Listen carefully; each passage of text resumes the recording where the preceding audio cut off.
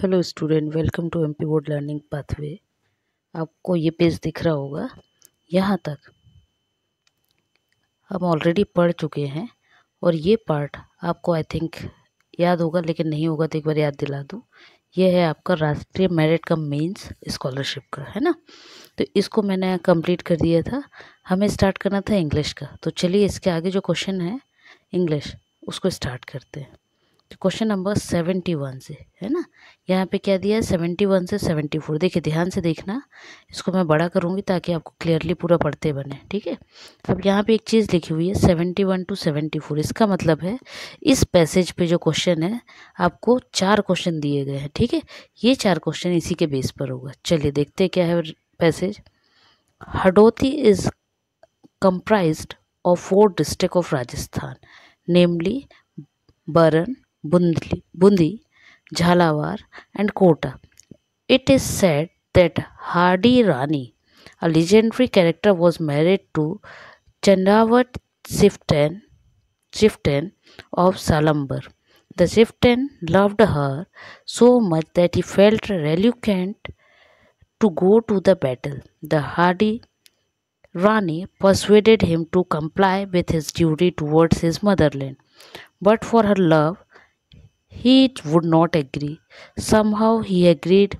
Before leaving the house, she sent a man to his beloved to give him a memento. Out of sheer disgust of Rani Hardy cut her head off the neck and sent it to him.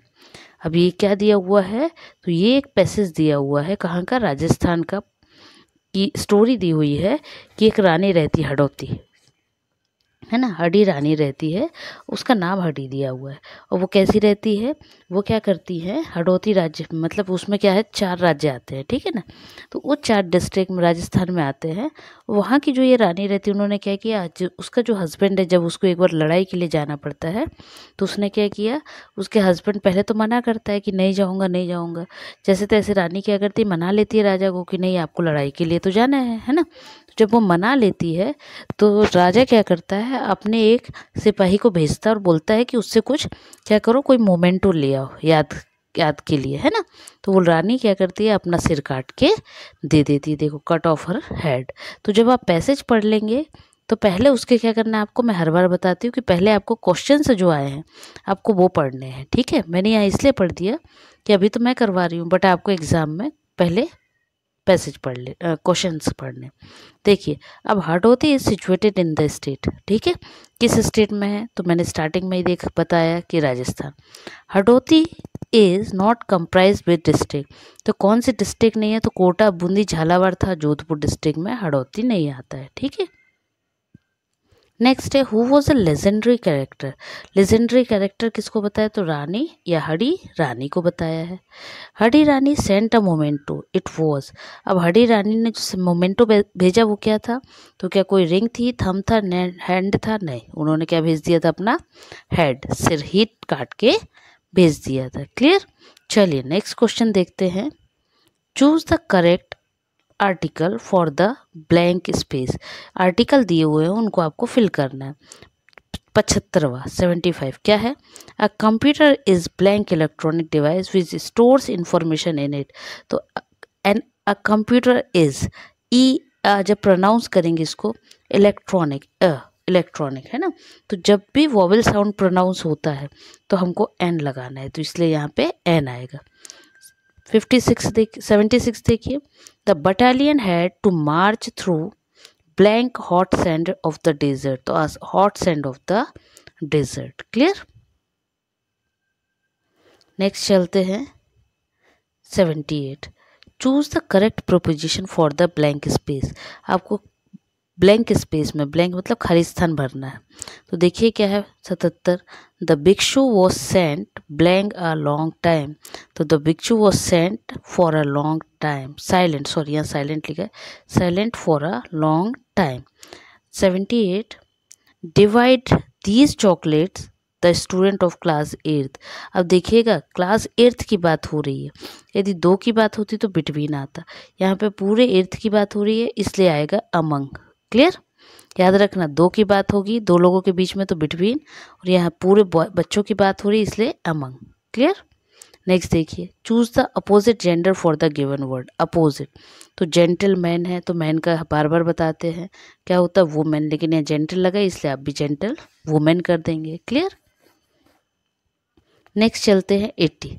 Choose the correct opposite of the word given words. ठीक है, opposite बताना है। Opposite अब आप देखिए ध्यान से, pleasant 80 में, प्लीजेंट का अपोजिट क्या होता है तो अनप्लीजेंट, अन लग जाता है, इन वगैरह नहीं लगता। स्पेंड तो स्पेंड का मतलब होता है खर्च करना, तो उसका अपोजिट क्या हो जाएगा अर्न, कमाना। 82। Choose the word which is miss spelled. आपको क्या करना है, एक वर्ड चूज करना है जो गलत लिखा होगा, है ना। तो जब आपको स्पेलिंग बनेगी तब तो आप गलत चूज कर पाओगे, लेकिन यहाँ पे मैं इजी वे में दिखा दूँ कि हार्ट का स्पेलिंग क्या होता है HEART, और यहाँ देखो क्या लिखा है इसलिए रॉन्ग ये है आपका। क्लियर, मतलब आपको स्पेलिंग भी सीखनी है। Choose the word which is misspelled correctly. अब आपको बताना है जो करेक्ट स्पेल्ड है, मतलब करेक्ट स्पेलिंग है। तो आपने देखा होगा एक लेसन पढ़ा है अपना माइजरेबल, पढ़ा है, तो उसमें जब आप माइजर की स्पेलिंग देखेंगे और यदि आपने माइजर की स्पेलिंग पता हो गई तो आपका आंसर करेक्ट हो जाएगा। Clear, number 1। नेक्स्ट है choose the word which have similar meaning. Similar meaning बताना है तो पर्पस, पर्पस मतलब होता है एम। ठीक है। Question number 85, chance. अब हम यहाँ पे सिमिलर मीनिंग बता रहे थे, तो चांस मतलब आप देखना है अनदर चांस पढ़ते हैं तो उसमें चांस का मीनिंग क्या है अपॉर्चुनिटी, मतलब एक और चांस मिल जाए, अपॉर्चुनिटी मिल जाए, है ना। 86। Choose the correct answer of a group of words. आपको सही आंसर बताना है, किसके लिए, एक शब्द में उत्तर देना है, मीन्स विदाउट एनी एरर, जिसमें कोई मिस्टेक ना हो तो उसको कहते हैं accurate. Next, to take someone's child legally.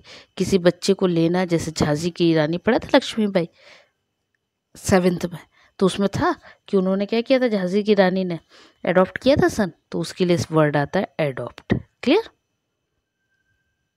Next है 88। Choose the plural. तो आपको प्लूरल चूज करना है, तो सेल्फ का क्या होता है, सेल्फ्स होता है, तो माई का क्या हो जाएगा, आपको पता भी होना चाहिए, माई मीन्स, माई का तो माई ही रहेगा ना, माई क्योंकि आपका क्या है प्रोनाउन है। सेल्फ को आप चेंज करेंगे तो ये हो जाएगा माई सेल्फ्स। नेक्स्ट है choose the correct form of verb for the blank space. आपको करेक्ट फॉर्म लिखना है। अब आप देखना कैसे आप करेक्ट फॉर्म पहचानेंगे। पहली बात तो ये देखिए, यहाँ पे वर्ड आया है लास्ट वीक, लास्ट मतलब जो निकल चुका, मतलब पास्ट टेंस, तो पास्ट टेंस से रिलेटेड पहली बात याद रखना है कि कोई वर्ड आने वाला है। अब देखो, I always bought mangoes but last week I blank bananas, तो पास्ट टेंस की बात हो रही है इसलिए आ जाएगा बॉट। क्लियर। शेल लगता है आपके फ्यूचर में, एम लगता है प्रेजेंट में, और सिंगल बाय भी आपका प्रेजेंट का ही आ गया, है ना। नेक्स्ट है choose the correct arrangement of the words to make a sentence. आपको करेक्ट अरेंजमेंट चूज करना है। कैसे, अभी मैंने पिछले बार भी बताया था या आपकी बुक्स में दिए हुए होंगे, आपके टीचर ने भी बताया होगा, कैसा कि जब इस तरह से वर्ड आते हैं स्लैश लग लग के, जैसे ये लिखा है माई फिर स्लैश फिर लॉस्ट, है ना, इसको स्लैश बोलते हैं, आए फिर लॉ, ऐसे, तो ये जब वर्ड लिखे होते हैं तो इनको हमको क्या करना है, सेंटेंस में बदलना है।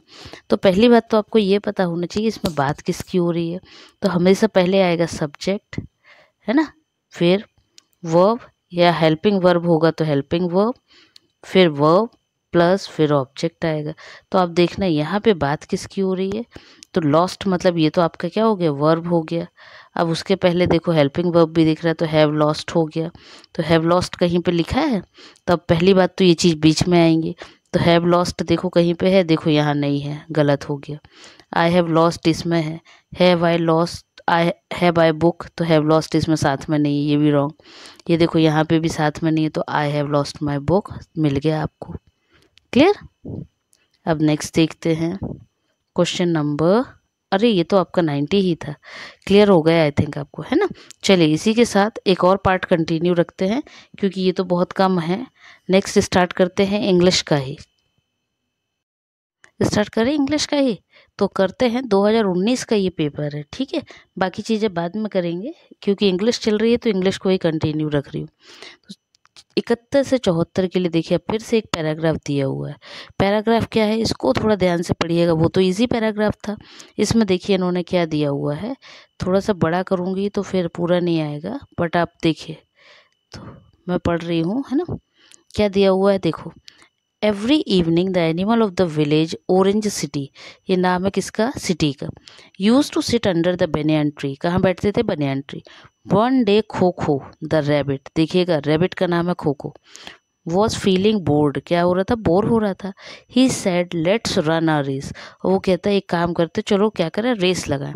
Who will run a race with you, तो एक पूछता है कि कौन तुम्हारे साथ क्या करेगा, रेस जीते, क्या दौड़ेगा। No one can run faster than you, कोई भी तुमसे फास्ट नहीं दौड़ सकता। सैड भालू, किसने बोला, ये भालू ने बोला। The bear eating a mango, Chocho the red shouted, और बियर ने क्या किया, मैंगो खा रहा था और बोलता चोचो, है ना, कि कौन करेगा, चोचो तुम्हारे साथ करेगा।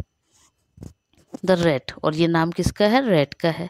No he is not the fastest runner, तो I can run faster than him, तो किसी बोला उसको कि नहीं नहीं वो नहीं करेगा क्योंकि वो तो रन फास्ट कर ही नहीं पाएगा। लेकिन सब लोग क्या होने लगे, हंसने लगे। Then it was decided to have a race between Khokho and Chocho, लेकिन आखिरी में डिसाइड हुआ कि चोचो और खोखो रेस करेंगे।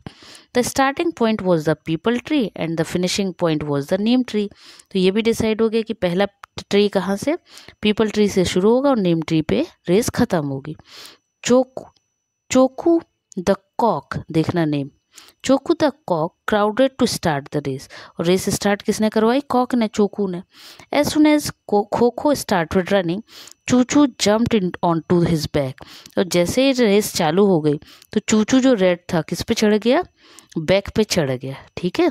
After running half the distance Khokho looked back but Chuchu was nowhere to be seen, और क्या हुआ, आधे सा रास्ता जब हो गया रेस का, तो क्या हुआ, खोखो ने पलट के देखा, रैबिट ने जब पलट के देखा तो उसको कहीं पे भी चूचू रेड नहीं दिखा। He must be far behind, उसको लगा वो तो बहुत पीछे छूट गया। दो खोखो and he smiled to himself, और खोखो जो था वो बैठ के क्या कर रहा था, मस्त स्माइल कर रहा था, किस पे बैठा था, उसी रैबिट के ऊपर, चोचो सॉरी खोखो के ऊपर। When he was near the finishing point, जैसे ही वो फिनिशिंग पॉइंट के पास पहुंचा, कौन पहुंचा, खोखो।